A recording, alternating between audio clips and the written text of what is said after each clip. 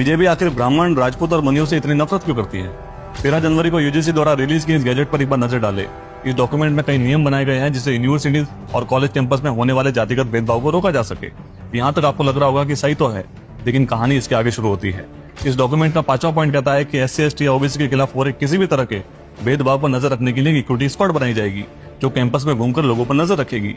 ये नियम सीधा सीधा सामान्य वर्ग के बच्चों के लिए ब्लैकमेलिंग, हरासमेंट और शोषण का कारण बनेगा।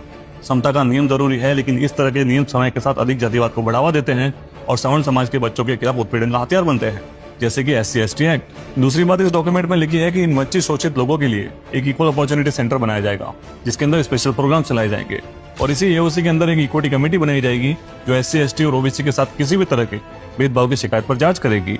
और इस कमेटी में SC, ST, OBC और दिव्यांग के प्रतिनिधि होंगे, लेकिन सामान्य वर्ग के बच्चों के लिए कोई प्रतिनिधि नहीं। अब अगर शिकायत जनरल कैटेगरी के बच्चे के खिलाफ है और शिकायत करने वाला SC, ST या OBC समाज से है, तो इस कमेटी में जनरल कैटेगरी वाले बच्चे की बात सुनने वाला कौन होगा? और इस डॉक्यूमेंट में भेदभाव की कोई भी साफ डेफिनेशन नहीं बताई गई है।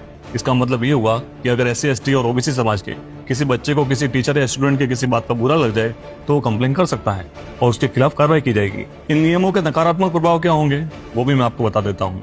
इन नियमों के अनुसार शिकायत करने वाले व्यक्ति की पहचान गुप्त रखी जाएगी। इसका दुष्परिणाम ये होगा कि अब कोई भी अपनी निजी दुश्मनी निकालने के लिए भी फर्जी कंप्लेन कर सकता है।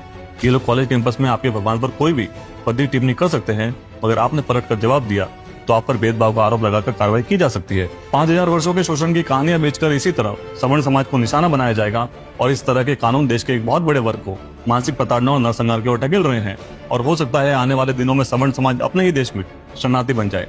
1980 यानी कि जब से बीजेपी अस्तित्व में आई है, सवर्ण समाज इस पार्टी को हमेशा एक तरफा समर्थन देता रहा है, लेकिन समय के साथ 2014 में बहुमत की सरकार बनाने के बाद बीजेपी नए वोट बैंक की तलाश में इतनी अंधी हो चुकी है कि जिस सवर्ण समाज की बैसाखी के सहारे सत्ता के शीर्ष तक पहुंची, उसी सवर्ण समाज को इन्होंने अनाथ बना दिया।